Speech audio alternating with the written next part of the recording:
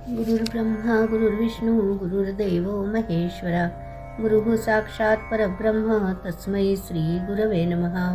श्री गणेश दत्त गुरुभ्यो नमः. परमपूज्य श्री रामकृष्ण सरस्वती स्वामी महाराजांना वंदन करून त्यांनी दिलेल्या मार्गदर्शनपर आशीर्वादांचे मी पठण करीत आहे. अष्टांग साधना. कोणतीही व्यक्ती अगोदर दर्शनार्थी असते. दर्शनार्थीतून भक्त बनते, भक्तातून साधक बनते आणि साधकातून शिष्य बनते. महान गुरूंचे शिष्यत्व मिळणे फार अवघड असते. गुरूंनी शिष्य म्हणून आपला स्वीकार करणे महत्त्वाचे आहे.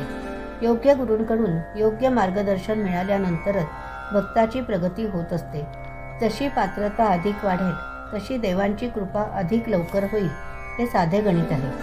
उत्तम साधक होण्यासाठी अष्टांग साधनेद्वारा प्रगती करता येते. यामध्ये पायरी पायरीने वर चढणे अत्यावश्यक ठरते. याबाबतही गुरूंकडून मार्गदर्शन घेणे जरुरीचे ठरते. 1. यम. 2. नियम. 3. आसन. 4. प्रत्याहार. 5. प्राणायाम. 6. धारणा. 7. ध्यान आणि 8. समाधी. 1 यम आणि 2 नियम यांचे पालन करणे म्हणजे जीवनाचे कालचक्र शिस्तबद्ध करणे. शास्त्रानुरूप स्वतःवर बंधने घालून त्यांचे पालन करणे. असे केल्याने ऐच्छिक गोष्टींवर ताबा मिळवणे सुकर होते. आसन. जास्तीत जास्त काल एकासनावर बसता आले पाहिजे. साधारणपणे 3 तास एकासनात बसता आल्यास आसन स्थिर झाले असे समजावे. प्रत्याहार. प्रत्येकाने आहारावर नियंत्रण ठेवणे हे शरीर व मन दोहोंच्या सुदृढतेसाठी आवश्यक आहे. कमीत कमी अजीर्ण होणार नाही एवढे तरी बंधन असावे. त्याचबरोबर आहार हा शक्यतो सात्विक असावा. मनाचे नियंत्रण म्हणजे षड्रिपूंवर ताबा मिळवण्याचा प्रयत्न करावा.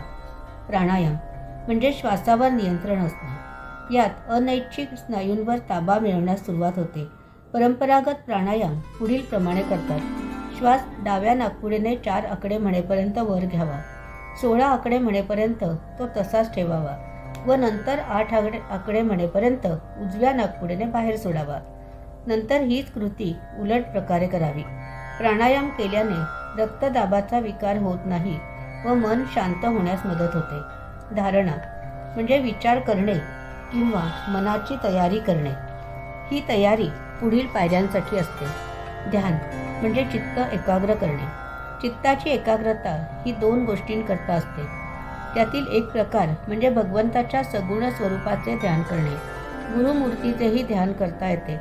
म्हणजेच आसनस्थ होऊन डोळे बंद करून अंतःचक्षूंसमोर गुरुमूर्ती आणून त्यावर मन एकाग्र करावे. दुसरा प्रकार सोहम.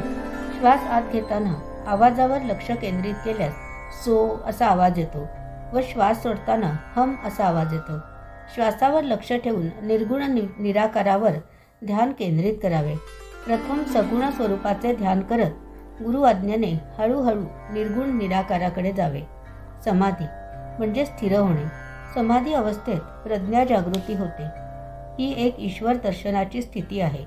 आपापल्या पात्रतेनुसार ही साधना केल्याने व्यावहारिक व आध्यात्मिक प्रगती साधता येते. दैनंदिन साधनेसाठीतील आजच्या या भागाचे पठण श्री गुरुदेवांच्या चरणी सादर अर्पण. आजची ही सेवा परमपूज्य श्री गुरुदेवांच्या चरणी सादर अर्पण. श्री गुरुदेव दत्त.